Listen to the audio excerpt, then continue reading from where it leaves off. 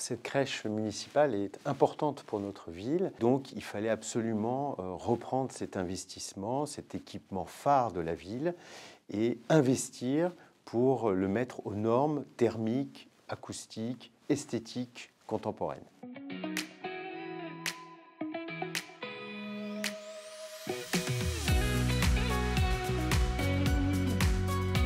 Alors, il a d'abord fallu élaborer un diagnostic qui nous a permis d'identifier les points faibles, donc ces problèmes de déperdition thermique, mais aussi les problèmes acoustiques qui avaient un impact très important sur la vie des enfants, mais aussi sur les conditions de travail de nos agents. On a mis en place un comité de suivi du projet pour bien planifier les travaux.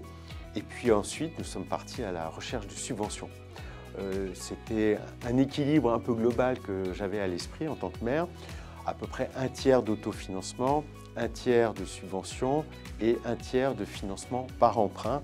Dans le cadre du programme EduRénov', donc la Banque des Territoires est devenue notre partenaire.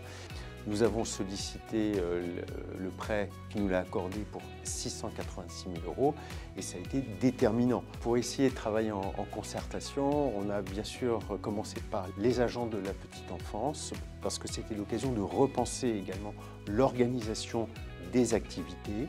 Et il y a eu un travail par exemple qui a été fait sur les éclairages.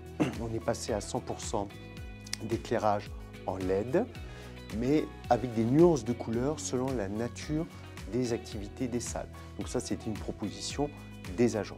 Il s'agit d'une crèche, en effet, qui a eu des travaux de rénovation, surtout le côté isolation thermique. Il y a eu du coup un gros œuvre de fait, une CTA d'installer. Tous les carreaux ont été changés, les chauffages ont été mis au plafond. Et il y a maintenant, on ressent vraiment une différence de température.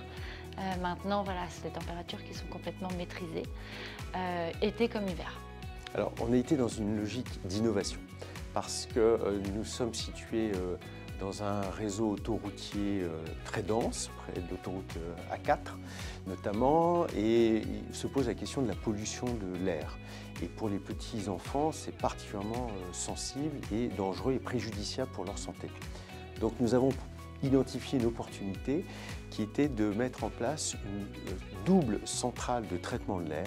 Donc ce dispositif permet une ventilation, notamment dans la partie dortoir et la section des petits, qui permet d'avoir un air de vraiment très bonne qualité et filtré. Et tout au long de ces travaux, j'ai pu constater vraiment les changements, les mises en place, l'évolution des travaux. Et pour le coup, travailler maintenant dans cet endroit est un vrai plaisir. Alors, nous avons, comme les autres maires, je pense, le souhait de participer à la transition énergétique. Le premier conseil que je pourrais me permettre de donner, c'est d'avoir de l'ambition et en même temps de bien travailler la planification des travaux, leur impact, et également de rechercher les subventions le plus tôt possible.